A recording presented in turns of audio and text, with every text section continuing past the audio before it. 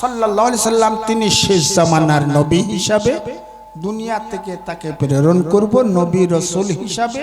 তার উম্মতিয়ারা যারা হবে তারাও সেজদা করবে, আর তারা সেজদা করবে তিনটে তাসবিহ পড়বে সেজদাতে, সুবহানা রাব্বিয়াল আ'লা। আমরা পড়ি না বাবা, সেজদা গিয়ে তাসবিহ পড়ি তো, সুবহানা রাব্বিয়াল আ'লা, সুবহানা রাব্বিয়াল আ'লা, সুবহানা রাব্বিয়াল আ'লা।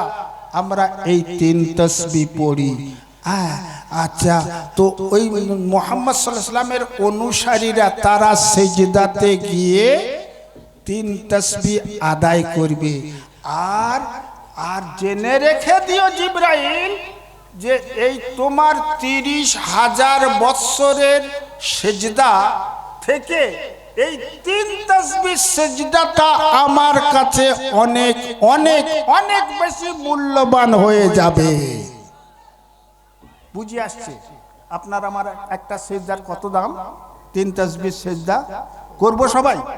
হ্যাঁ ঠিক আছে, হ্যাঁ তিন তাসবিহ সেজদাটা আসবো, মসজিদে আসবো, নামাজেতে আসবো আবার আল্লাহর কিরে না নাকি? হ্যাঁ মেরে আজিজ বুজুর্গ দোস্ত, আমাদের সুমতি দিক আল্লাহ।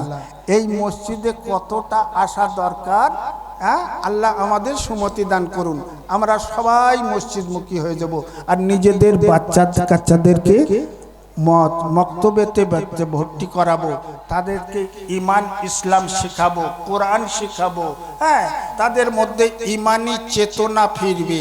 হ্যাঁ আল্লাহ আমাদের তৌফিক এনায়েত করুন, আমিন সুম্মা আমিন। আপনাদের সামনে প্রধান বক্তা সাহেব আসছেন।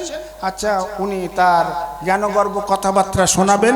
দূরের ভাইয়েরা কাছের ভাইয়েরা যারা আছি সবাই চলে আসি, আর তার কথাবার্তাগুলোকে আমরা শুনবো, হৃদয়ঙ্গম করব।